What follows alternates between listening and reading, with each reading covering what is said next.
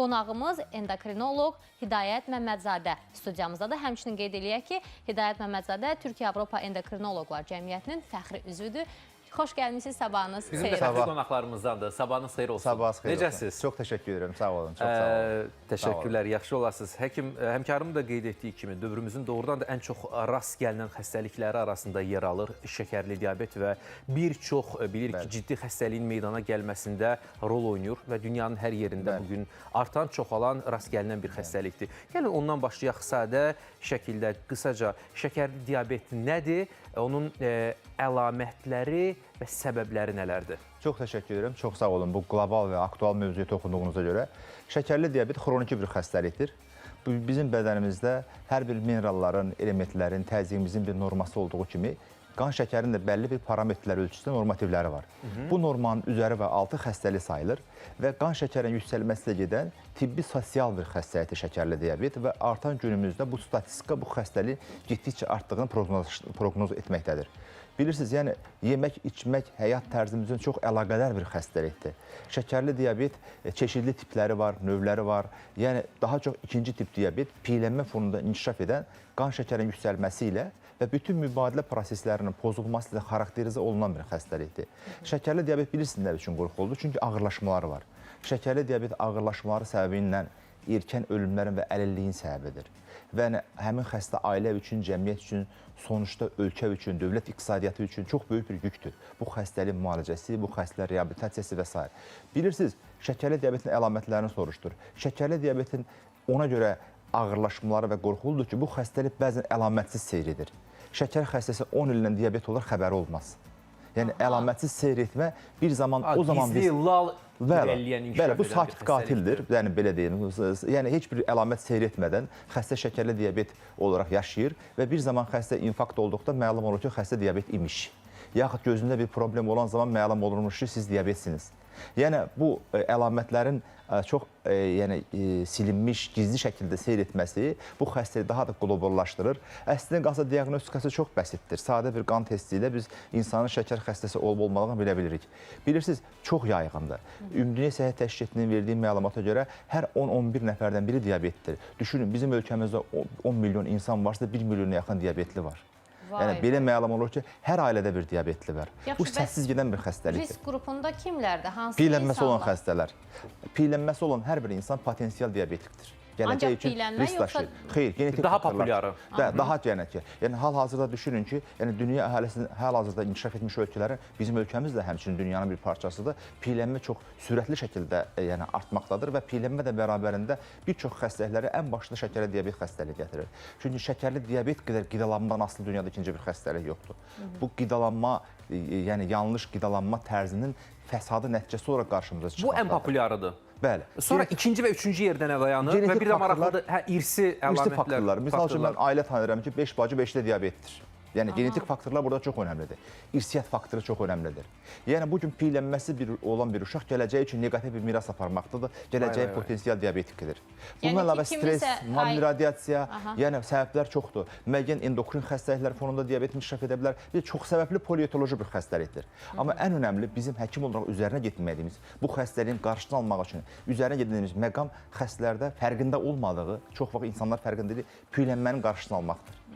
Yəni bu da qidalanma ilə çox əlaqədar olan bir məsələdir. Dediniz ki, bu xəstəlik gizli şəkildə irəliləyir və əslində onun diaqnostikası sadə bir qan testi ilə bilmək mümkündür. Yaxşı, məsləhətiniz nədir? Hansı aralıqla qan testindən keçmək lazımdır ki, insan neçə ildəndir yoxlamalıdır ki, onda şəkər var yoxsa? Yəni yaşlanma faktoru burada önəmlidir. Yəni insan yaşadığı olduqda diabet riski bir qədər artır. Ona görə 40 yaşdan yuxarı insanların əslində qalsa, ildə bir dəfə bəsit bir qan şəkər testi yoxlamağı lazımdır. Ailəsində, irsiyyətində, atasında, bacısında, qardaşında diabeti olan insanlar risk qrupu avtomatik olaraq düşdükləri üçün bu insanlar da 8-12 saat azcıqdan sonra bir qan şəkər testi, şübhəli hallarda şəkər yükləmə testi edərək biz bunu araşdırırıq, bir baxmağımız lazımdır. Daha sonra deyək, hamiləlik zamanı diabeti olan, iri çəkili uşaq dünyaya gətirən xanımlar da risk qrupuna daxil olurlar bu insanlar. Yəni qan təzyiqi olan insanlar, xolesterin mübadilə xəstəliyi olan insanlar, xüsusilə də peylənməsi olan insanlar risk qrupuna daxil olduqları üçün bəlli bir yaşın üzərində sadə bir qan testi ilə, yəni qan şəkərinin olub-olmadığını bilə bilərlər. Hamiləlik vaxtı dediniz.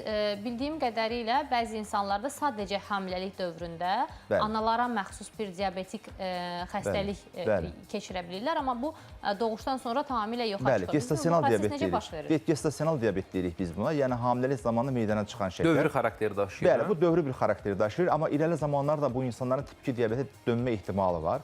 Adətən hamiləlik diabeti hamiləliklə gəlib, hamiləliklə gedər.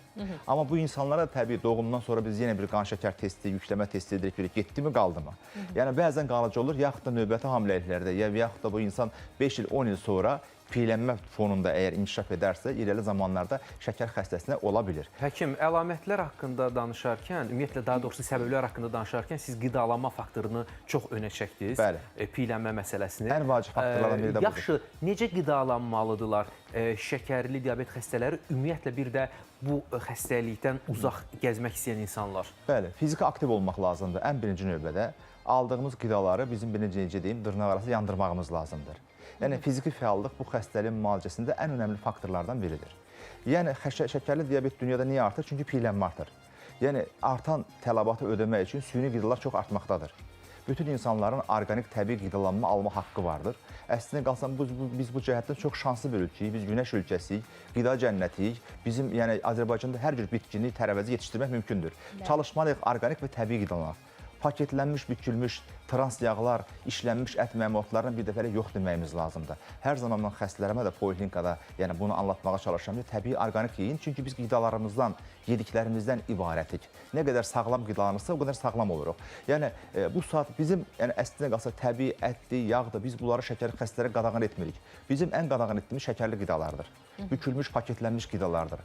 Hazır işlənmiş qidalardır. Hansı ki bunlar yəni çox ciddi kalori içərərək insanın peylənməyinə səbəb olur. Yəni, işlənmiş qidalardan, paketlənmiş qidalardan, şirniyyatlardan çox qaçmağımız lazımdır. Şəkər, duz və un bəşəriyyətin ölüm triosudur və bunlar ağ ölüm sayılır. Dördüncü ağ ölüm bilirsiniz nədir? Dördüncü ağ ölüm kokaindir. Baxın, şəkər kokain kateqoriyasındadır. O qədər zərərli bir qidadır. Şəkər bərabərdir zəhər. Çox vaxt xəstələ belə anlanır. Şəkər, un, duz. Bəli, bu üç dənə ağdan uzaq olmaq lazımdır. Şəkərdən danışanda siz ümumiyyətlə şokoladlar, şirniyyatlar, simitlər, kökələr, bulkular, enerjiləri yüksək olan içkilər, bütün hamısı təhlükəli qidalardır. Baxın, bizim balaca uşaqlar hamısı, mən xatırlayıram, uşaq vaxtı bizim məktəbdə bir kök uşaq var idi.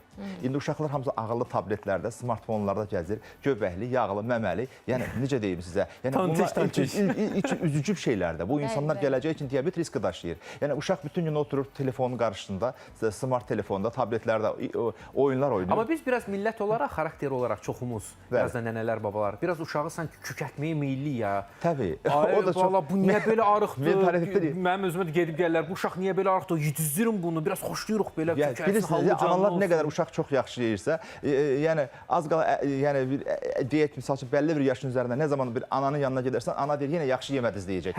Analar sanki uşaqlar çox yeyəndə daha çox məmnun olurlar. Amma bilirsiniz, biz çalışmalıyıq hər zaman nənə-babalara tövsiyə edirəm. Sevginizlə zərər verməyin. Sizin gətirdiyiniz o bəzəkli qutularda olan o kökələr, kurabiyələr, şirniyyatlar uşağın sağlamlığı üçün çox zərərli bir şeydir. Südəmər uşağa parmağını mürəbbəyə batırıb basmadınsa. İnanın ki, doğru deyirsiniz. Biz mürəbbəni, şirniyyatı ən çox istifadə edən, istehlak edən ölkələrdən, toplumlardan biriyik.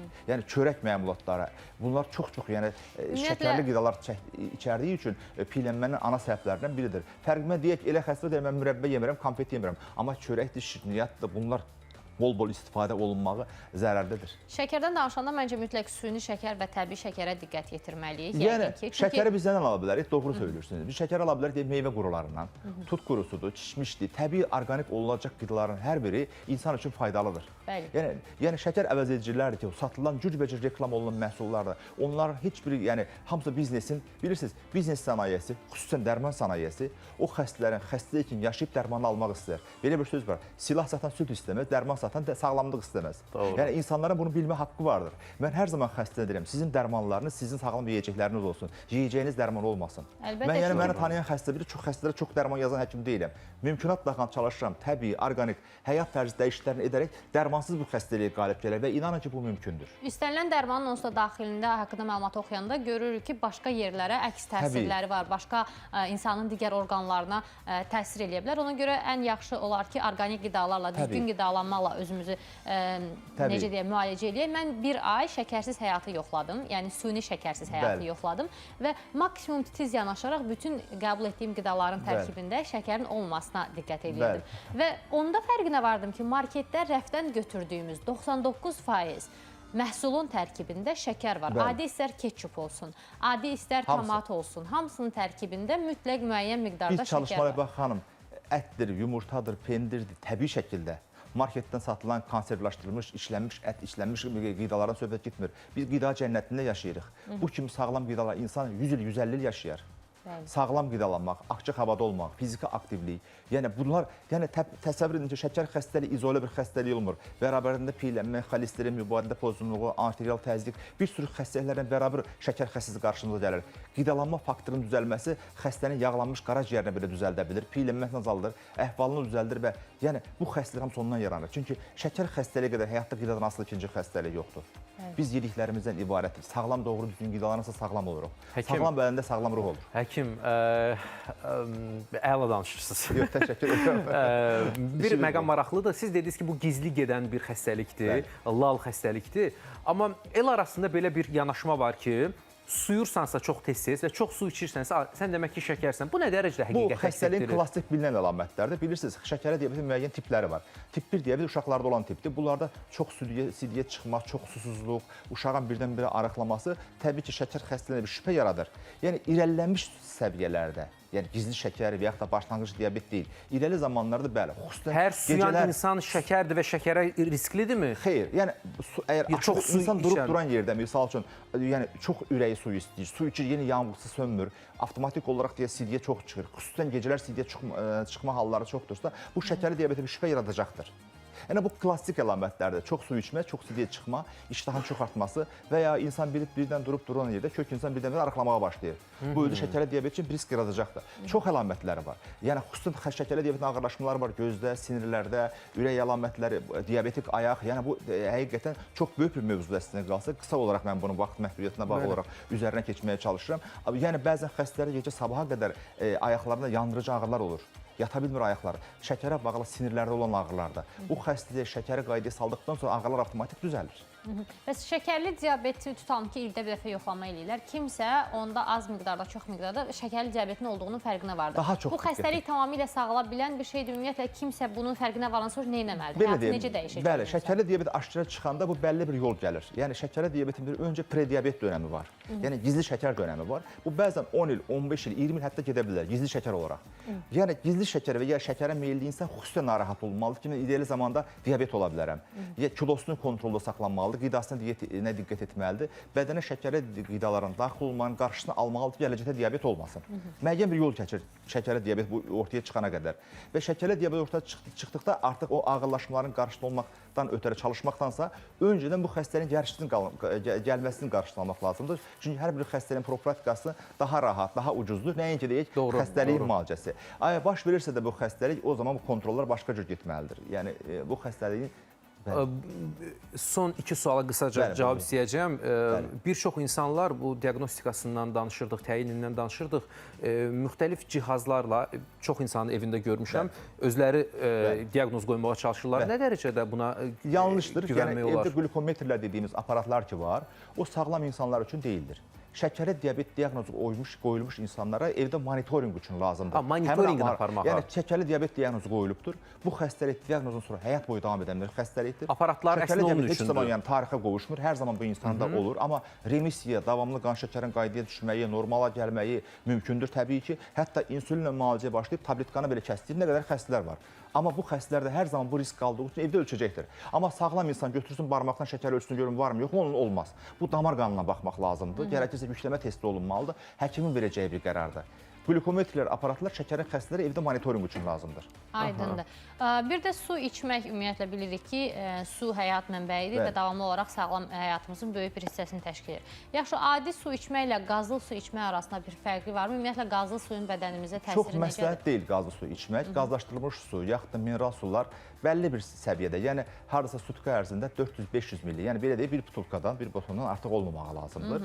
Daha çox bizim tövsiyə etdiyimiz çiy sudur, təbii su, bulaq suyu. Qazlı suyun da uyğun miqdarda qəbulu insan orqanizminə xeyri var mı? Soda, karbonatlar olduğu üçün onlar biraz ağır sudur, yəni çox da tövsiyə edəcəyimiz deyildir. Yəni təbii su, çiy su içmək daha məsləhətdir. Çay haqqında da qısaca deyim, yəni çay qaynanmış sudur. Qaynanmış suyun içərisində bütün mikroelementlər, elementlər getdiyi üçün çox da çay məsləhət deyil. Yəni ola bilər milli içkimizdə az miqdarda. Hər bir insan gün ərzində orta yaşlı, orta şəkildə biri olan insan 2 litr civarında su içmək lazımdır. Su içmək sağlamlığın ana şərtlərindən biridir. Amma suyu yeməkdən öncə içmək lazımdır, bunu da diqqət etmək lazımdır. Otaq temperaturunda qurtum-qurtum oturaraq. Təşəkkür edirik. Həkim, çox sağ olun. Enerjiniz üçün çox sağ olun. Verdiyiniz bütün bu bilgilər üçün çox sağ olun. Çox xoş oldu sizinlə söhbət. Qonağımız endokrinoloq, eləcə də Türkiyə-Avropa Endokrinoloqlar Cəmiyyətinin fəxri üzvü Hidayət Məmmədzadə idi, əziz dostlar. Biz şəkər xəstəliyindən, şəkərli diabetin əlamətlərindən, müalicə vasitələrindən danışırdıq. Bildiyiniz kimi noyabrın 14-ü Dünya Diabet günüdür və ümumiyyətlə hər il noyabr-dekabr aylarında bu barədə maarifləndirmə tədbirləri artır, çoxalır. Xüsusən də bu il bu daha kütləvi xarakter daşıyır, daha da intensiv bir xarakter daşıyır. Çünki insulinin kəşfinin 100 illiyidir. Arzu edirik ki, şəkərdən uzaq olasınız. Sizin sadəcə diliniz, ünsiyyətiniz, sözləriniz belə şəkər datsın, həyatınız şəkər datsın, amma bu sizin canınızda olmasın.